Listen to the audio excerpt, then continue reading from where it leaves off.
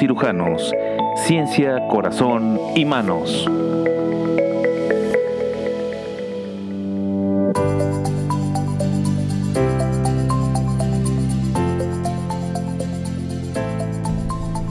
¿Qué tal, amigos? Muy buenos días.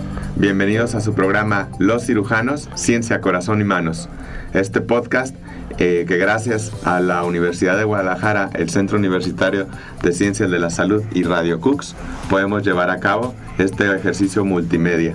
El día de hoy tenemos un tema muy interesante que es el tratamiento quirúrgico del cáncer mínimamente invasivo, y nos acompaña nuestro invitado, el doctor Santiago Toscano Igartúa, cirujano oncólogo, laparoscopista y robótico. Buenos días, Santiago. Buenos días, agradezco la invitación al doctor José Carlos Gomar y al doctor Alberto González a este programa de Los Cirujanos, Ciencias, Corazón y Manos. Muchas gracias a ti, doctor Santiago. Me permito presentarte un poco más. El doctor Santiago Toscano es egresado de la Facultad de Medicina de la Universidad de Guadalajara. Realizó la especialidad en cirugía general en el Hospital Civil de Guadalajara, cirugía oncológica también en el Hospital Civil de Guadalajara y en el Instituto Jalisciense de Cancerología, y posteriormente realizó un adiestramiento en cirugía robótica por la empresa Intuitive Surgical. Precisamente el tema del día de hoy es el tratamiento quirúrgico del cáncer de manera mínimamente invasiva.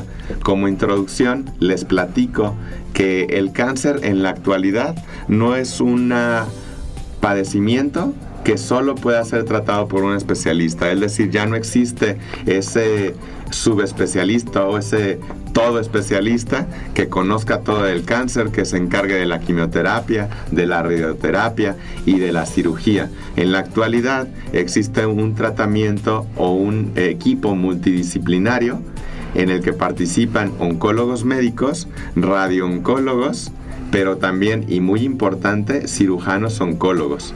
Precisamente es la especialidad del doctor Toscano, y él nos va a platicar un poco más hablando de cirugía oncológica, cuáles son las novedades, cómo se lleva este tratamiento mínimamente invasivo y sus detalles. En ese sentido, ¿a qué se le conoce, Toscano?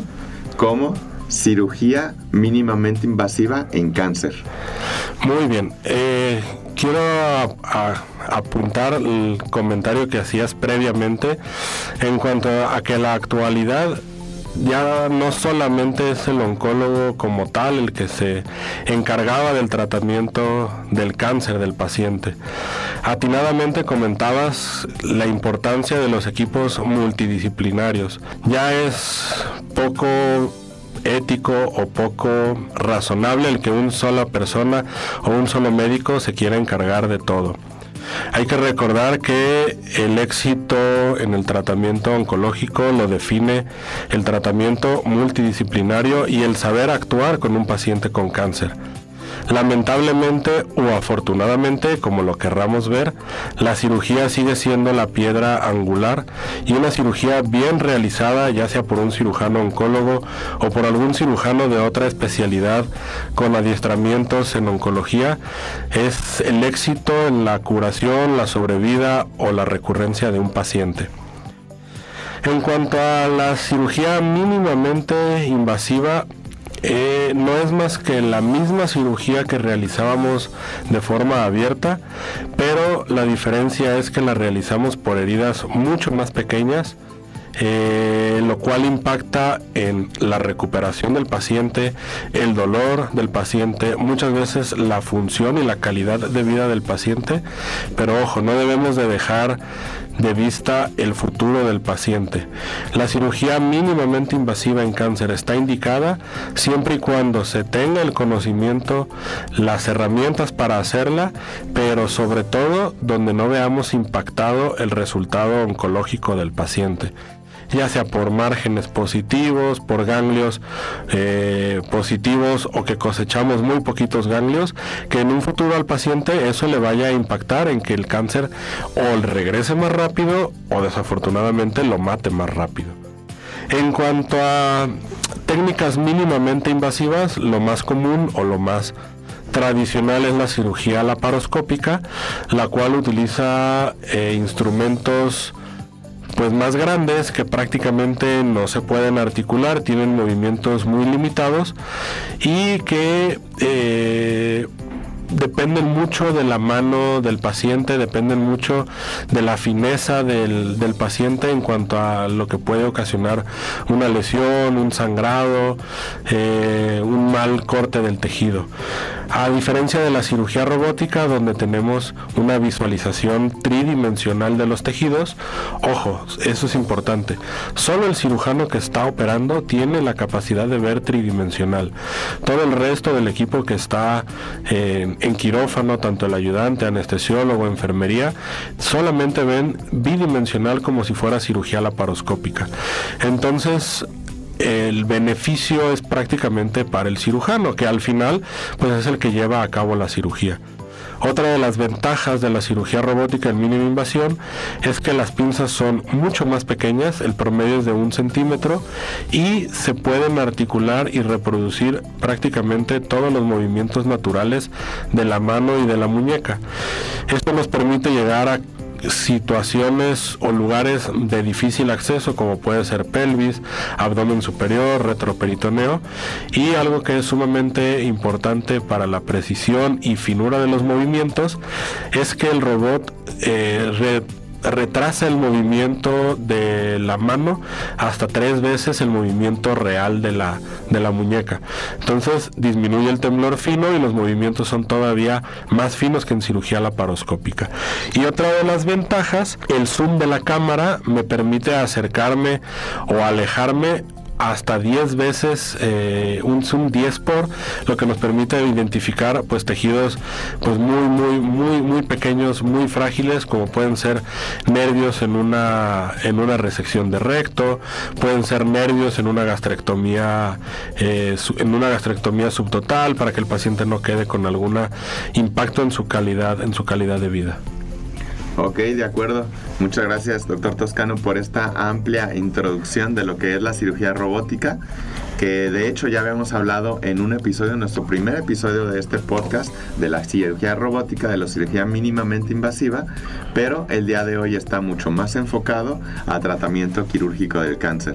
Y precisamente ya nos comentabas los beneficios, es decir, no es una cirugía que pretenda tener otro objetivo que la cirugía tradicional, pero que sí ofrece ciertas ventajas siempre y cuando sea posible. Estas ventajas, todas las que ya comentabas de la cirugía mínimamente invasiva. Supongo que, o bueno, ya sabemos que esto no fue de la noche a la mañana, que fue todo un proceso, que de hecho cada día se sigue perfeccionando, cada día hay más tecnología que ofrece más ventajas, cada día se van renovando los modelos y actualizando. Pero ¿cómo surge este tipo de abordaje? ¿Cuál es la historia que hay detrás de todo este tipo de tratamiento en cáncer mínimamente invasivo? Los inicios de la cirugía mínimamente invasiva en cáncer se remontan más o menos a los 70s con De Vita. Recordar que De Vita pues es uno de los pioneros o nuestra piedra angular en el tratamiento del cáncer.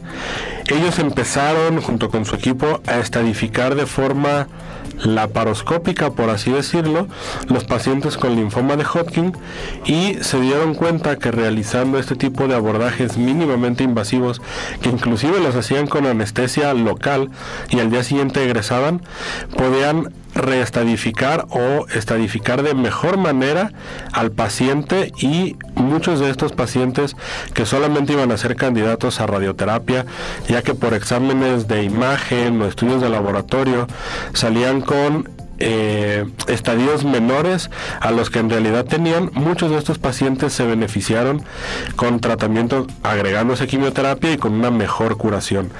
Posteriormente, en los finales de los 70s, principios de los 80s, Cucchieri empezó a realizar laparoscopías estadificadoras para cáncer de páncreas. Hay que recordar que lamentablemente este tipo de padecimientos, que suelen ser de los más agresivos y que detectamos en etapas más tardías, después, una cirugía laparoscópica estadificadora, por así decirlo, nos permitía o les permitió en su momento determinar que el paciente no iba a ser candidato a cirugía resectiva. Con heridas más pequeñas, el paciente podía iniciar de forma más temprana y más óptima el tratamiento con quimioterapia para así tratar de disminuir la lesión y en un futuro tratar de operarlo. Luego, en los años 90, ya cuando la laparoscopía como tal en cirugía general ya está ampliamente establecida en procedimientos como la colecistectomía, entra el uso de la radiología agregada a la laparoscopía, en este caso los ultrasonidos laparoscópicos, que permitían definir la profundidad de lesiones, si había enfermedad hepática o no, hablando de metástasis, posibilidad de resección en cáncer de páncreas, en hígado y vía biliar, y permitió disminuir la morbilidad de la cirugía abierta hasta un 50% más o menos. Ya como tal, cirugía laparoscópica establecida para cáncer, por así decirlo, no es hasta después de los 2000, sobre todo en cáncer de recto, con los estudios Classic, el estudio Color, a principios de los 2000, cuando ya se demuestra no inferioridad. ¿Qué se refiere a no inferioridad? La no inferioridad es que la cirugía laparoscópica o mínimamente invasiva es igual de beneficiosa en términos oncológicos que la cirugía abierta. Evidentemente con las ventajas que ya comentábamos, que es menor pérdida sanguínea, menor dolor, menor estancia hospitalaria, y eso conduce a que el paciente se reincorpore de forma más rápida a sus actividades. Y en cuanto a la cirugía robótica, una de las desventajas, porque también hay que decir que tiene sus desventajas, es que se pierde algo que se llama haptic feedback, que es que es el cirujano, no tenemos la capacidad de sentir el tejido, si está duro, si sangra fácil, si se nos va a desgarrar fácil, si lo podemos perforar. Eso es una de las bemoles de la cirugía robótica, por así decirlo, pero lo compensamos con algún otro tipo de tecnología, como son filtros para ver vascularidad, que es el verde indocianina, nos permite agregar el ultrasonido y verlo en tiempo real, nos permite agregar estudios de laboratorio e imagen a la consola, y todo eso nos hace tener una visión más completa de la cirugía que estamos llevando a cabo. Y que en ese último punto, doctor Toscano, hablan quienes saben mucho de este tema de una sensibilidad óptica que se llega a desarrollar, ¿no? Es decir, que nosotros tenemos tan buena visión con el robot que sabemos cuándo se está tensionando de más, cuándo estamos a punto de lesionarlo, y en ese sentido cuidar las estructuras. Llegamos a desarrollar como ese sexto sentido, por así decirlo, ¿no? Claro, parte del entrenamiento es ver la velocidad de tus movimientos, ver el agarre o la fuerza que tienen las pinzas. Todas las pinzas del robot son diferentes, todas están diseñadas de una forma en donde, por más que uno quiera presionar o jalar con mayor o menor fuerza, la pinza no va a hacer ni más ni menos de lo que está diseñada para realizar. Y como bien comentas, la visión 3D es nuestra forma de compensar el no poder sentir el tejido. Ok, de acuerdo, pues ya tenemos este amplio panorama de toda la historia, cómo es algo que ha estado evolucionando y cómo sigue día a día revolucionando la tecnología. Yo creo que a nosotros como cirujanos nos interesa muchísimo este tema, sin duda al personal de salud, que siempre estamos buscando nuevas tecnologías para que les vaya mejor a nuestros pacientes. Doctor Toscano, ¿nos puede también compartir sus redes?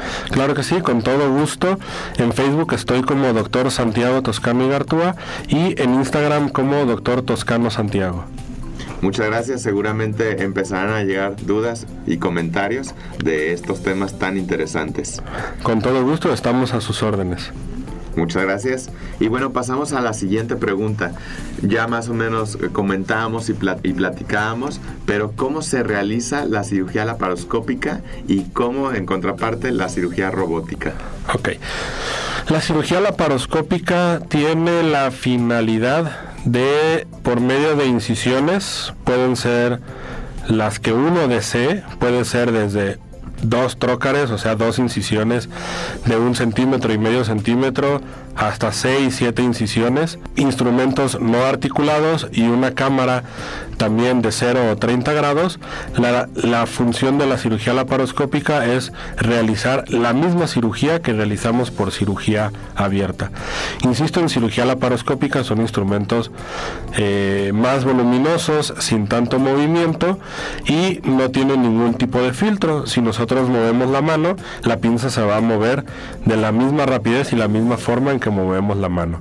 La cámara también está manejada, por así decirlo, por nuestro ayudante, y nuestro otro ayudante, nuestro primer ayudante, también tiene la capacidad de manipular pinzas. Entonces la cirugía se realiza, por así decirlo, por 3 personas que están a cargo de la cirugía.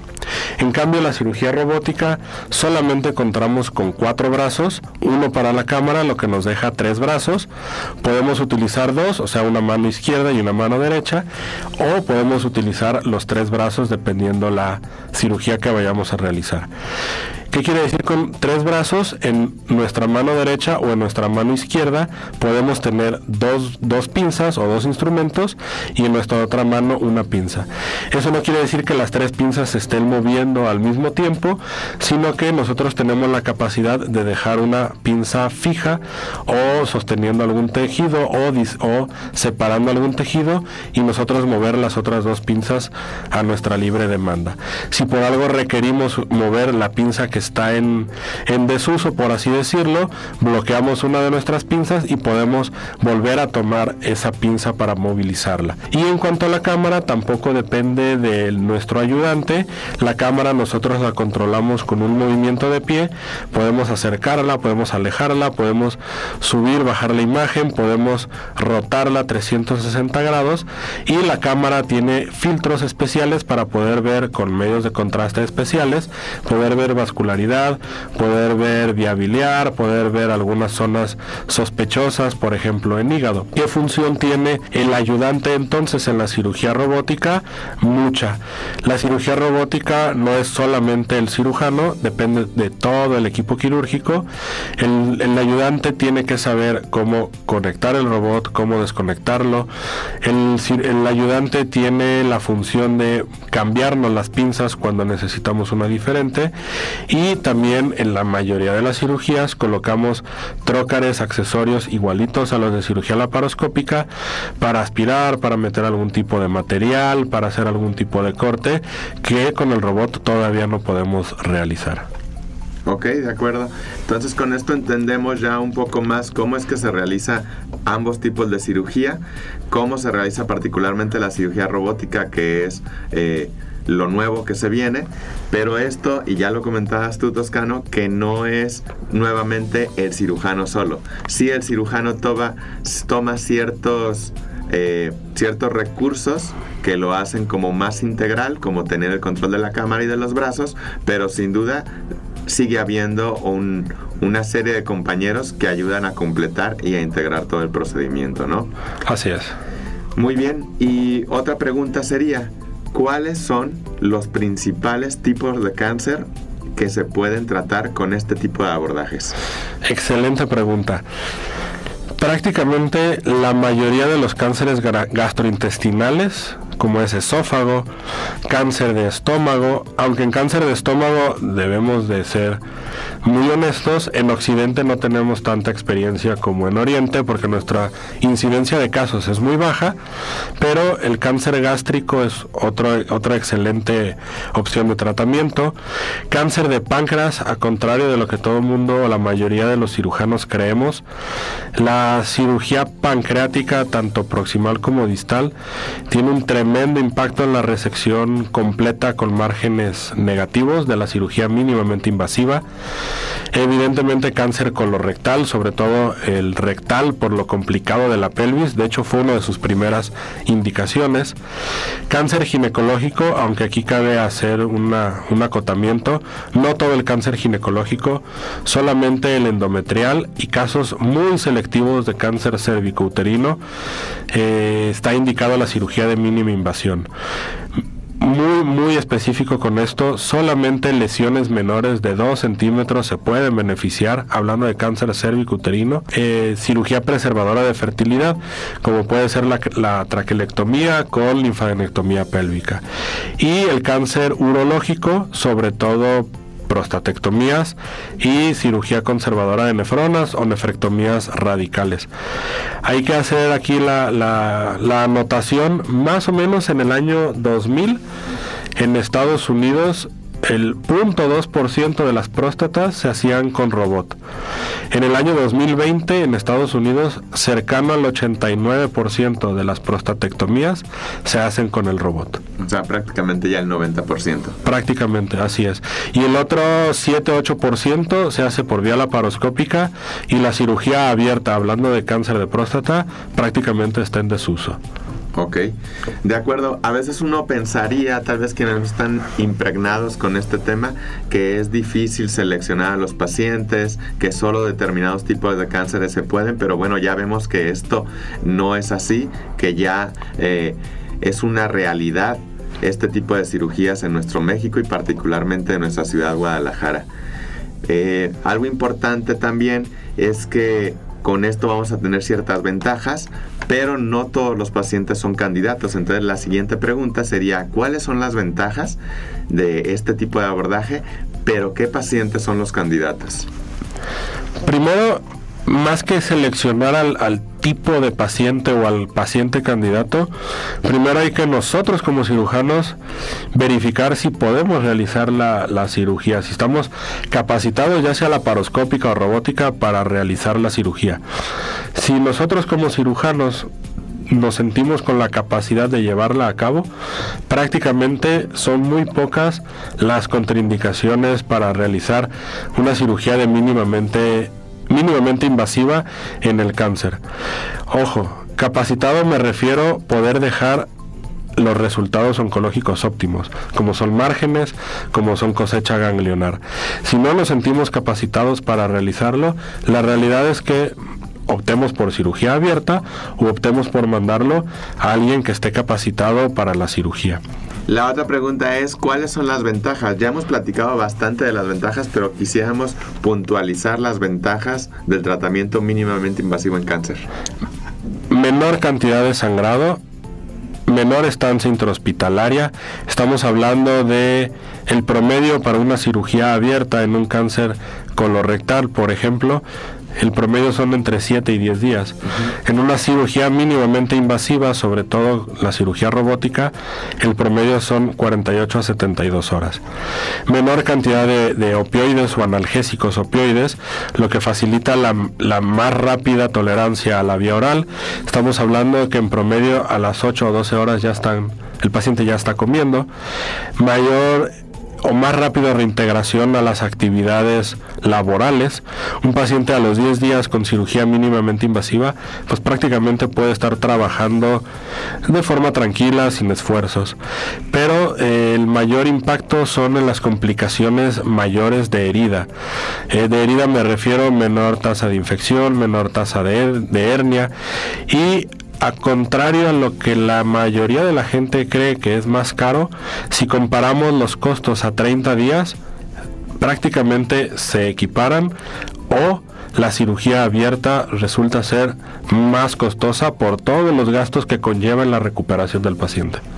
Sí, que esto precisamente era la siguiente pregunta, hablando del costo. A lo mejor al principio el paciente tiene que costear un poco más en lo que respecta al robot, a las pinzas, etcétera, pero a largo plazo, si yo con el robot voy a estar 2 días, a lo mejor si es sin utilizar el robot y con cirugía abierta, voy a estar 7 días en el hospital, y esto por ende disminuye los costos, además de lo que comentábamos de que a lo mejor si uno es operado con cirugía robótica puede reintegrarse más rápido a su trabajo y por ende también tener esa pérdida menor de actividad, ¿no? Claro, aquí mi pregunta sería, si tú trabajas de forma privada o tú generas tus propios ingresos y yo te digo que a los 10 días vas a poder estar trabajando versus a los 30 días, ¿tú qué preferirías? Pues sin duda a los 10 días. Y en esos 20 días que tú pudiste trabajar, probablemente recuperaste lo invertido en la cirugía de mínimamente invasiva. Así es. Otra pregunta lógica que sale de aquí sería, ¿los seguros de gastos médicos mayores cubren la cirugía robótica? Siempre y cuando esté bien indicada por cirujanos certificados, sí tenemos cobertura de los seguros de gastos médicos. La realidad es que hemos batallado algo, ya día con día hemos logrado avanzar en el tema de autorizaciones de seguro de gastos médicos. Quizá todavía nos ponen alguna que otra traba, pero para eso está la evidencia científica, todos los artículos, toda la medicina basada en evidencias, soportando el uso de la cirugía robótica. Entonces, sí, ya tenemos pues prácticamente un alto índice de aceptación de los seguros. Que esto es muy importante, acudir a un especialista, ya lo comentaban, que sea certificado, que conozca el tema, puesto que gracias a ello se va a tener todo el sustento de evidencia científica, y que gracias a esto se pueda tanto evaluar cuál tratamiento es mejor y que por ende también se acepte por parte de los seguros médicos. Sí, así es. Para poder llevar a cabo, para que el seguro nos autorice una cirugía robótica, es un protocolo ligeramente extenso. Primero hay que presentar el caso ante el comité de robot del hospital. Una vez que el comité aprueba o verifica que el caso es óptimo para la cirugía robótica, se emite una carta firmada por todo el comité, la cual se anexa junto con la certificación del cirujano. En algunos casos los seguros nos piden evidencia científica. Todo eso se envía a la aseguradora. Algunos seguros piden la cotización o el paquete de lo que le va a costar al seguro por parte del hospital, y una vez que se tiene todo eso armado, entonces ya el seguro nos da la autorización. En cuanto a costos, yo sé que no es muy aplicable en México, pero en Estados Unidos ya hay bastantes estudios donde demuestran que la cirugía mínimamente invasiva, ya sea laparoscópica o robótica, disminuye hasta casi $2,000 a los 30 días el costo, tanto para el servicio de salud como para el paciente. Que esto es muy importante, y ya lo hemos hablado en otros programas, que siempre es bueno tener como referencia a nuestro país vecino, quienes son muy estrictos en la estadística y en los números, ¿no? Desafortunadamente en nuestro México estamos en esas vías de implementar los números, estadísticas, etcétera. Por eso es una muy buena referencia para ver cómo se comportan, y seguramente cuando nosotros lleguemos a tener estos buenos números va a ser algo similar. Esperemos que sí. Algún día.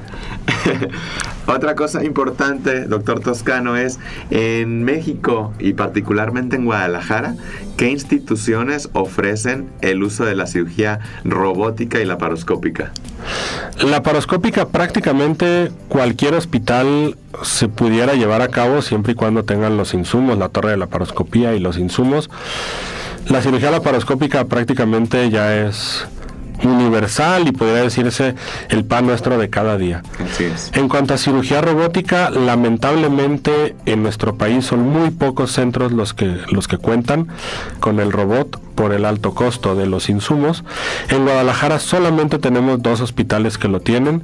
Es el Hospital Real San José, la sucursal de Valle Real, que es donde se encuentra pues mi equipo, y el Hospital Ángeles del Carmen, que cabe mencionar es el robot de la generación previa, que con la generación nueva sí hay algunos cambios, sin embargo los resultados son exactamente los mismos y son excelentes resultados.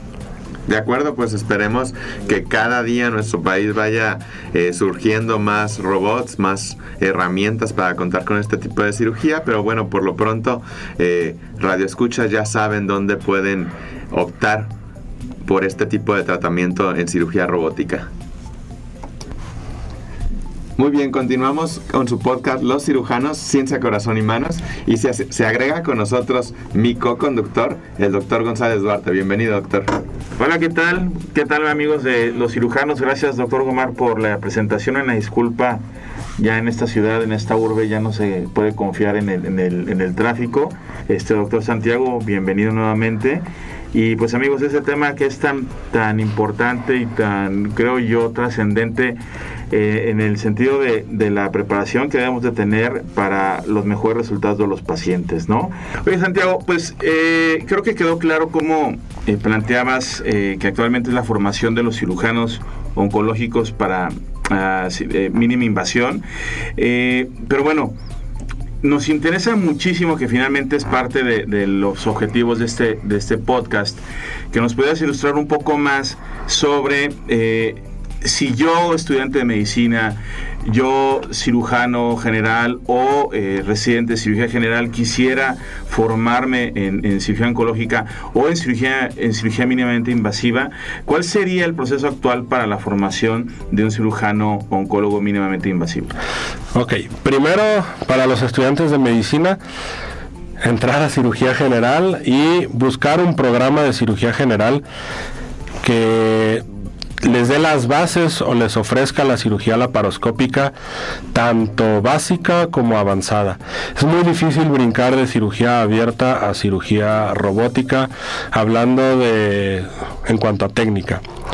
Una vez que ya sea cirujano general o que esté en el proceso de residencia de cirugía general, yo les recomendaría que busquen la mayor cantidad de opciones que tengan para seguir formándose en cirugía laparoscópica, sobre todo laparoscopía avanzada.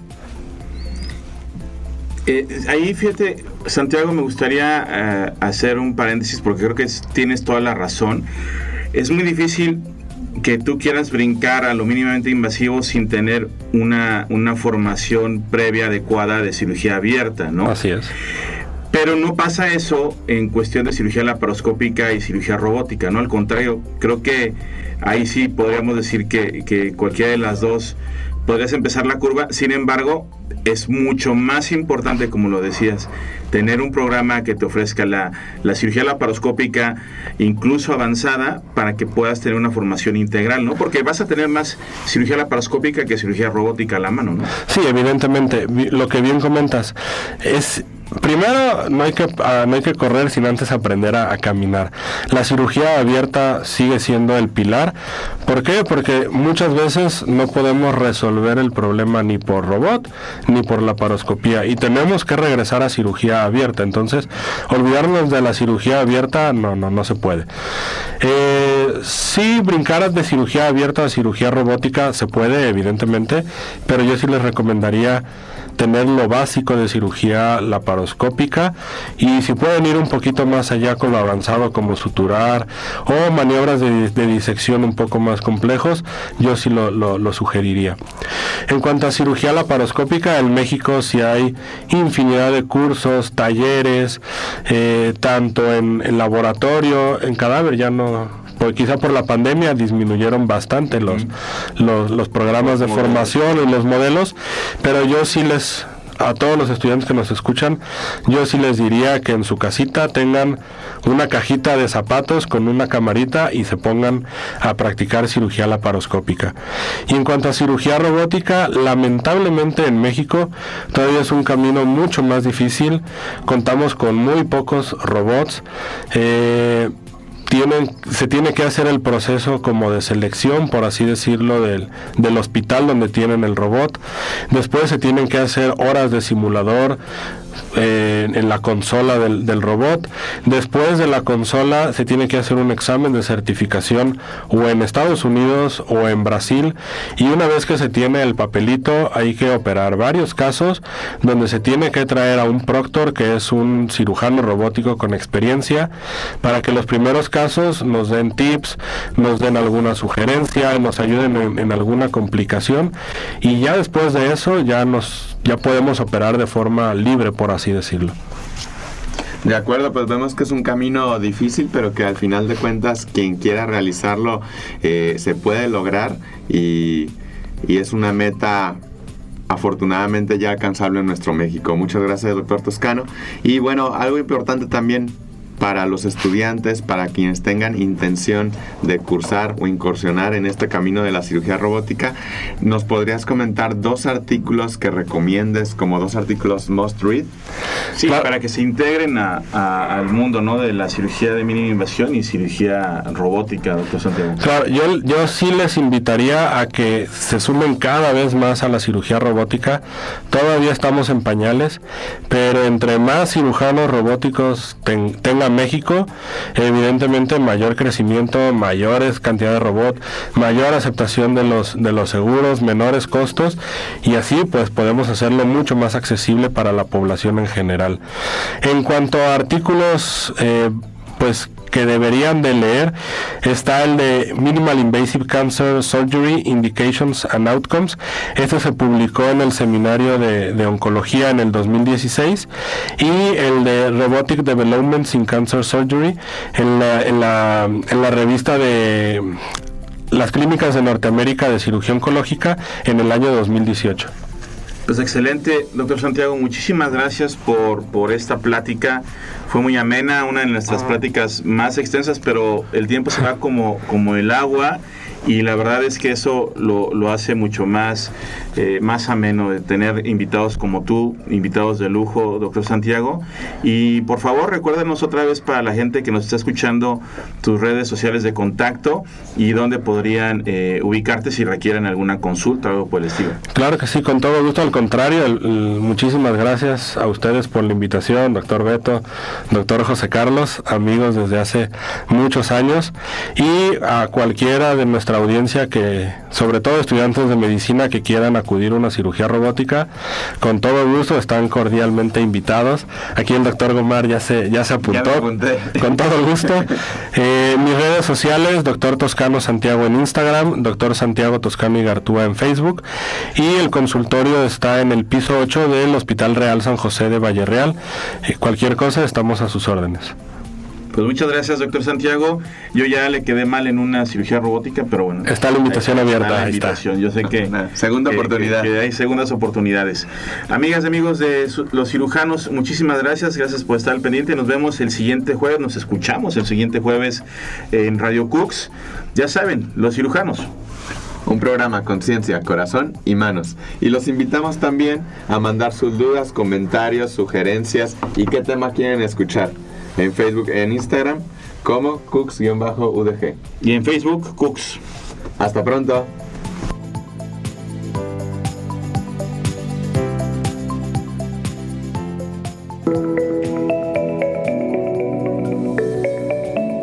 Los cirujanos, ciencia, corazón y manos.